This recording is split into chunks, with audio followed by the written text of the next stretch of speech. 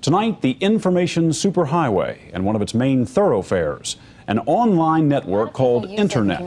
I guess they can communicate with NBC writers and producers. Allison, can you explain what Internet is? It's a growing grid of independent computer networks interlaced. It's evolved from a U.S. military bulletin board in the 1970s to a worldwide computer switchboard. With an hourly charge of $5. You need a computer and a phone. You're part of international programs, archive, ideas.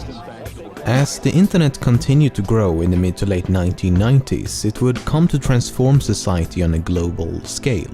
The biggest change came in the form of instant communication. As long as you had an internet connection, you could talk to anyone on Earth, assuming of course they were also connected to the internet. And around the millennium shift, you had over 350 million connected people to choose from. The thing is, the internet was not designed with things like anonymity and privacy in mind, so everything you do and say online can, and in many cases will, be tracked, recorded and traceable back to you.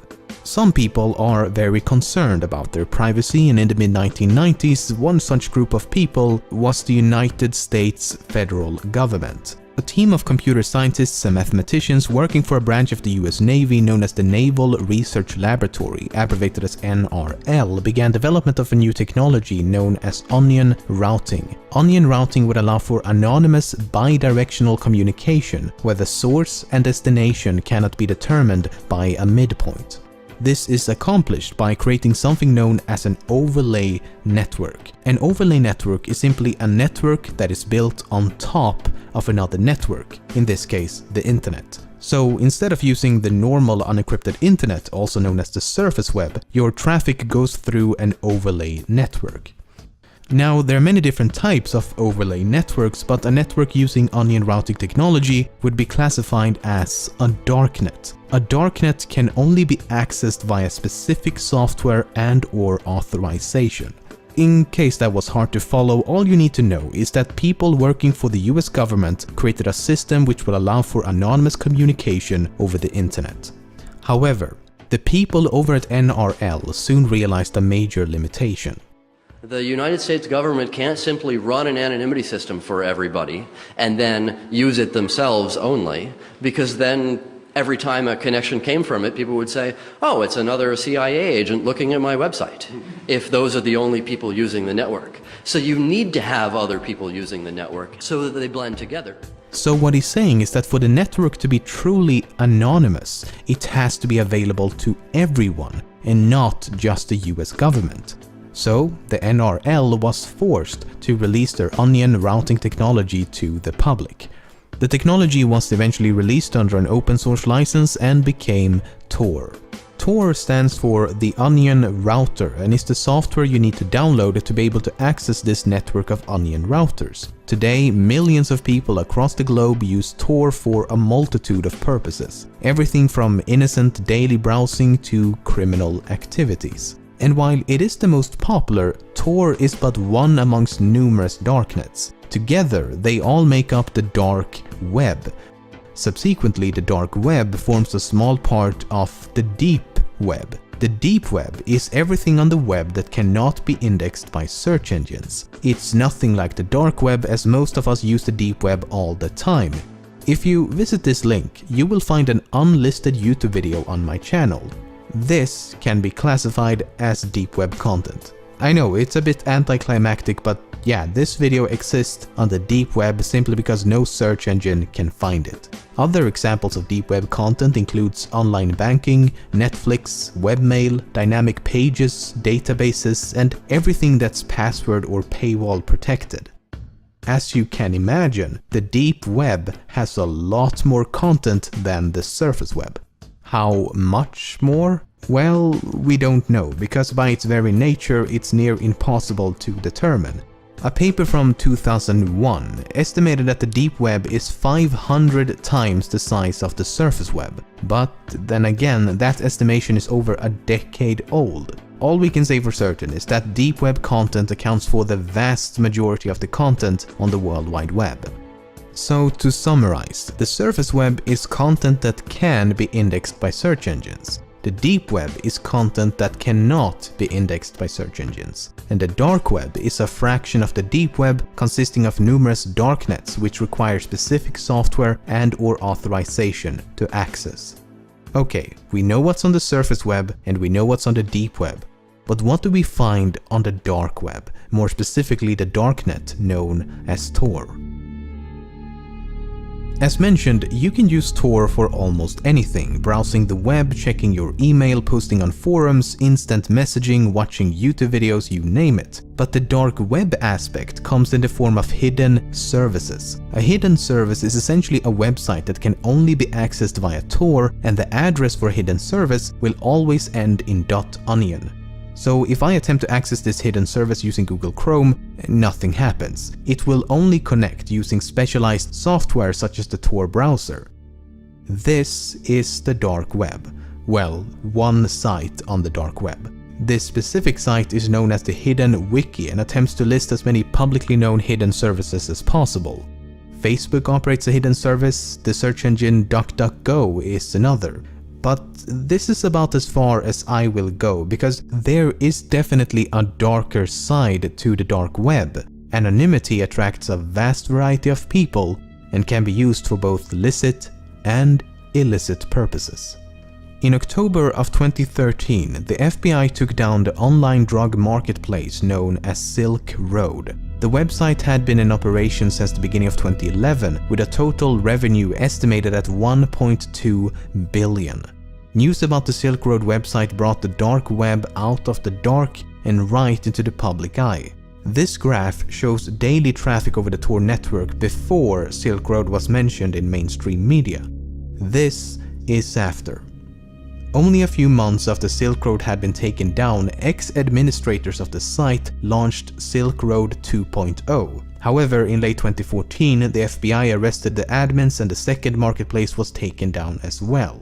A few hours after that, Silk Road 3.0 was launched and the seemingly endless spiral continues. And keep in mind that Silk Road was just one website among many. You can find numerous others just like it, selling every illegal drug you can imagine and more. The FBI also claimed that the owner of the Silk Road website had attempted to have 6 people killed by using deep web murder for hire services. While the assassinations themselves are unlikely to have occurred, these websites can definitely be found on the dark web. The problem is a lack of evidence. Anyone can set up a darknet website claiming anything for any reason, especially if there's money involved.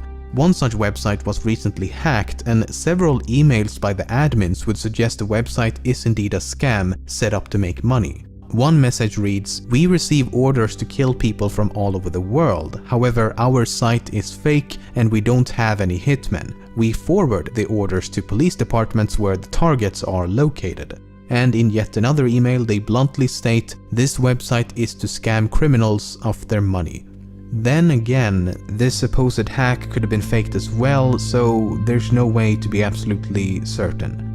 Unfortunately, the dark web has some much more depraved and gruesome extremes. Many websites contain various forms of sexualized torture and killing of animals, and child pornography sites are a huge problem on the dark web. A site known as Lolita City, which has now been taken down, contained over 100 gigabytes of photos and videos and had around 15,000 members. Another website known as Playpen was taken down by the FBI in 2015, which may have been the largest child pornography site on the entire dark web, with over 200,000 members. There's somewhat of an urban legend known as Red Rooms. A Red Room is a live stream of a person being tortured and or murdered for the entertainment of others. Supposedly, the viewers may even interact by typing down instructions. Again, there's no evidence of this ever taking place, but the myth persists. Not too long ago, a .onion link appeared on various forums which would take you to a page claiming that a Red Room style livestream would shortly begin. The victims were supposedly captured ISIS terrorists, and the soon-to-be killers promised hours of torture. Though the first hour would be family friendly. You know, for all the kids staying up late to watch a person being brutally murdered live on the dark web. After much morbid anticipation, the live stream went live and viewers were greeted by a plate of bacon. Mainstream media would have you believe that the surface web is just a thin layer on top of an enormous criminal underground, but it couldn't be further from the truth, and it's no wonder as they frequently confuse the dark web with the much larger deep web. A recent study from early 2016 found that out of 2,723 active .onion websites on the Tor network, 1,547 contained illicit content, so that's over half. This includes pornographic material, drugs, money laundering, cyber terrorism, contract killers, trading of firearms and weapons, etc. But only 3 to 6% of all Tor users actually use these hidden services. So only 3 to 6% use the dark web. The vast majority exclusively use Tor to protect their privacy and to browse the surface web anonymously and have never visited a .onion website. So while there's no question that the dark web contains some of the most horrific content on the entire web, it's nowhere near as extensive as some make it out to be. Okay, here's a question then. How do you prevent criminals from using these services while still allowing lawful citizens to protect their privacy? The answer is quite simple. You don't. You can't restrict something that is by its very nature meant to be unrestrictive. That's the problem with anonymity. Anyone can do or say anything, so we have no choice but to take the good with the bad. Even if law enforcement agencies had the ability to shut the entire network down completely, they wouldn't, because the US government need Tor as much as anybody else. Remember, they created this technology, and they did not create this technology just so they could release it to the public for free. It was only released to the public as public usage is an essential part of what makes Tor anonymous. It takes us right back to this. The United States government can't simply run an anonymity system for everybody and then use it themselves only, because then every time a connection came from it, people would say, oh, it's another CIA agent. Who do you think funds the Tor project? In 2007, 100% of the Tor project's funding came from the US government. In 2008, 86%. In 2009, 90%. In 2010, 94%. In 2011, 78%. In 2012, 81%. In 2013, 94%. A government agent working undercover is as much in need of online anonymity as a terrorist, pedophile, or whistleblower. It's everyone or no one. That's the unfortunate truth.